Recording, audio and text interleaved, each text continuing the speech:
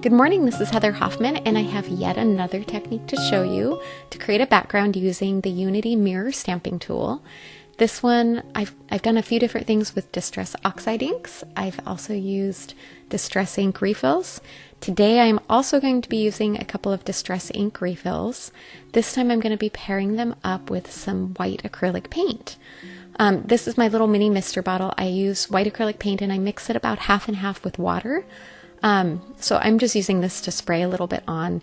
If you don't have a little sprayer bottle, you could just mix together a little white acrylic paint and water in a little dish and use a brush just to dab a little bit in the center. And you don't want to use too much, and you can vary the effect of this by how much of the Distress ink refill you put on there. This one I ended up putting a little more than some of the others I tried. There's another one I'm going to show you in a little bit that is a little bit softer color. But this one's going to give you a little bit of a bolder color, but the white acrylic paint's going to give kind of a milky, marbled effect to this that I just love. And see what happens when you pull it off. Now I'm going to just turn it around and press it in a few more times just to make sure and get enough coverage on the front of my white card panel, and adding a little bit to that blotchy effect just by pressing into the different areas and getting the variation of the color in there.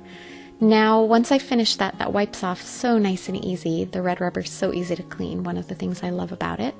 And I'm going to set that aside to dry really thoroughly. It doesn't take super long, but before I stamp over it, I want to make sure that that is completely dried, and it's a little bit of a thick coat, so I'm going to give it a good while to do that. So while I set that aside to dry, I'm going to get out another different background that I created. That one that I just showed you, I used Abandoned Coral. This other one, I used Cracked Pistachio, and I did a little bit smaller areas of the white paint. I think I only did 3 little spritzes instead of the larger ones, and I didn't do as much of the Cracked Pistachio ink. So you can see I kind of got a softer look. So there's so many different variations to this and ways you can do it, but I really love the way that the white paint changes the color and changes the texture a little bit. So since I have this one thoroughly dry, I'm going to go ahead and stamp my image over the top. I'm using the florals from Never Easier, Just Better. It's a great large silhouette image. And then I'm also using one of the sentiments from that same set. And I'm tucking that kind of down in the bottom. I'm going to use my Misty to stamp. Once again, one of my favorite things to do, because especially with the added texture of the paint and Distress ink on here, I really wanted to make sure I got a clear impression, because it was going to be possibly a little more difficult to stamp. And I also like to stamp 2 times just to get a nice crisp impression over the top.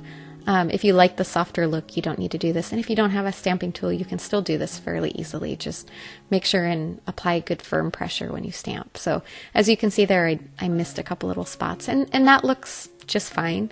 And you could work with that. But I wanted just to get it a little bit darker, so I decided to go ahead and ink up my stamp again. I took the sentiment off because I already could see that good, and I didn't want to end up smudging that or getting that too dark.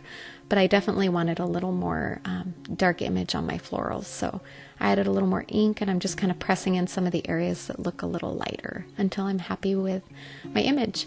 Now, as you look at that, you'll notice that the ink is sitting a little bit on top of the paint. If you turn it sideways, it has a little shine to it, so make sure not to touch that until you've given that a good long chance to dry nice and thoroughly as well, so you don't smudge the ink.